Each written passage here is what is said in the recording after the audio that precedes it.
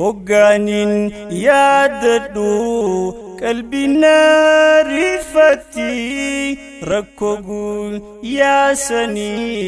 guyaki yamati rahmata nafgote narifatu male aniga makhiyan toltun charrakane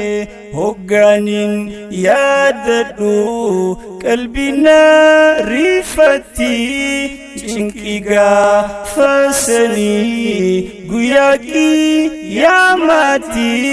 rahmata nafgote narifatu male aniga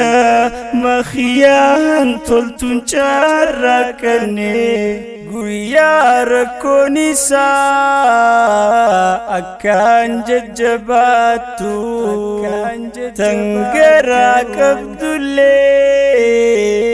ilmoon irrabutu guyya jolletikoti arrin faffacatu gafa adun takko takka ganama dihatu khairita kan qabu khanin charrakade akkanan rawanan annuman salpade guyya hadaban obboleyanis humasin tarre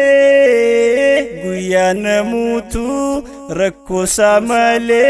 tannamangarre guyya hadaban obboleyanis humasin tarre guyya namutu rakko samale tannamangarre rabbi radaisun barwan himalle ammuman toltu charrainu male rabbi radaisun barwan himalle ammuman toltu charrainu male hoganin yadadu qalbina rifati cinkiga fasani guyaki yamati rahmata nafgote narifatu male aniga makhiyan toltun charrakane guyya murtin hundi tan khaliqatatu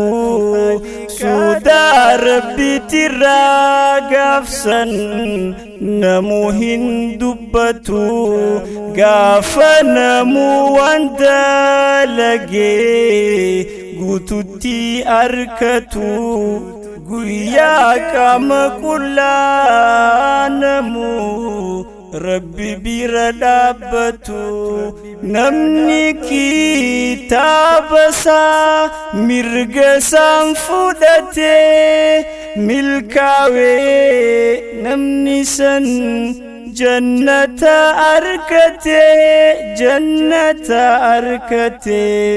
namni kitabasa arkabitan fudate azaba darbama hongawe tikate ya namni gafsan rabbi khetirra toltu abdatu tawbadu aman badilakisi charraki toltu ya namni gafsan rabbi khetirra toltu abdatu tawbadu aman badilakisi charraki toltu ya lubuti ya durasim bana amtunan kasin sirrawi mena ya lubutia durasim bana amtunan kasin sirrawi mena hoganin yadadu qalbina rifati cinkiga fasani